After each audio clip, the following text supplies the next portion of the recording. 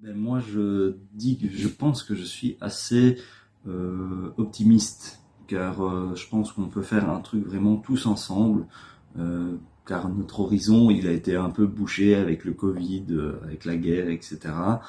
Mais je pense qu'on peut se relever encore plus fort de tout ça.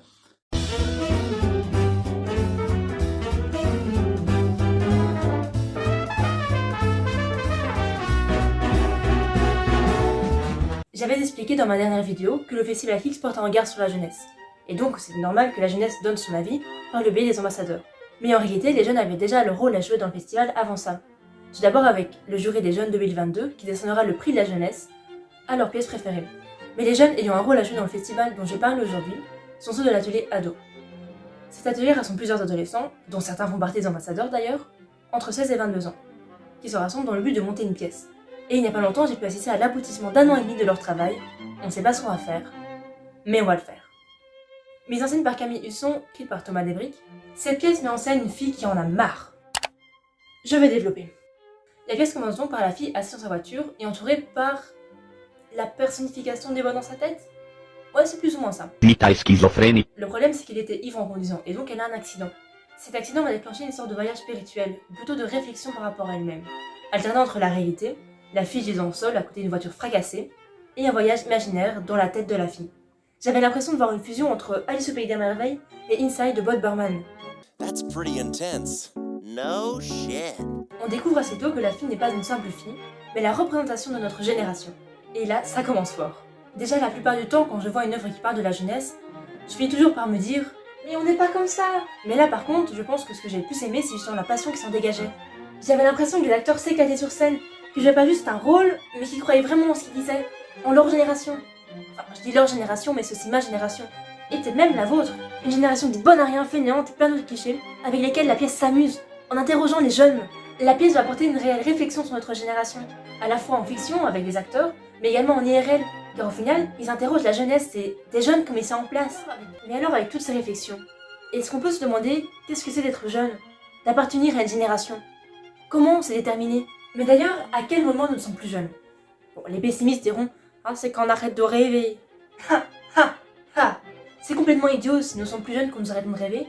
Ça veut dire que tous les jeunes adolescents rêvent. Je portais l'adolescence comme un fardeau. Passe-moi une craie blanche, je veux plus noir sur le tableau. Il y a beaucoup de gens qui pensent que l'adolescence, la jeunesse, est un moment merveilleux où il semble que tout nous appartient. Et c'est vrai que vu l'extérieur, c'est vrai. En même temps, c'est les plus heureux qui font le plus de bruit finalement. Les adolescents suicidaires, déprimés, dépressifs, ça existe. Et puis c'est leur droit, non, finalement, d'être triste. Ça me rappelle un passage de la pièce, où la protagoniste réclame son droit à être triste, anxieuse, déprimée. Laissez-moi dans ma déprime, je vais être un esprit mou dans un corps flasque. Beaucoup de gens, dont moi, veulent aider les personnes qui se ressentent ce genre de choses, les aider à aller mieux, ne pas les laisser sombrer. Et ça, ce n'est pas grave en soi. Ce qui est grave, c'est les personnes qui ne les autorisent pas à être tristes, qui ne veulent pas les aider, mais plutôt les empêcher de ressentir ce genre d'émotions. D'ailleurs, une chose qu'ils ont mis en avant dans la pièce, c'était la fameuse phrase « Tu te plains trop ». Mais du coup, on se plaint du fait que les gens se plaignent qu'on se plaint trop. Nickel. Ce ne sont pas d'enfants naïfs et joyeux dont la pièce va parler, mais de réels ados, bel et bien, anxieux, déprimés et indécis. C'est de cette jeunesse dont la pièce parle. Celle où tu as l'impression de devoir appartenir à un groupe, de laisser une marque. C'est aussi le moment où tu te poses des milliers de questions, dont les réponses ne se compteront que sur les doigts d'une main. C'est le moment où tu te demandes ce que tu voudras faire plus tard, et aussi parfois s'il y aura un plus tard. Le fil rouge, si on peut l'appeler comme ça, de la pièce, était l'horizon bouché.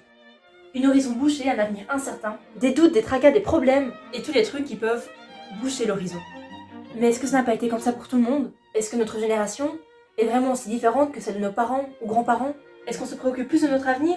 Est-ce que l'on est vraiment plus ingrat, fainéant, bon rien, exigeant et inadapté que ceux avant nous? Encore des questions. Et finalement, la seule certitude que je sors de cette pièce, c'est que je ne sais pas ce que je vais faire, mais je vais le faire.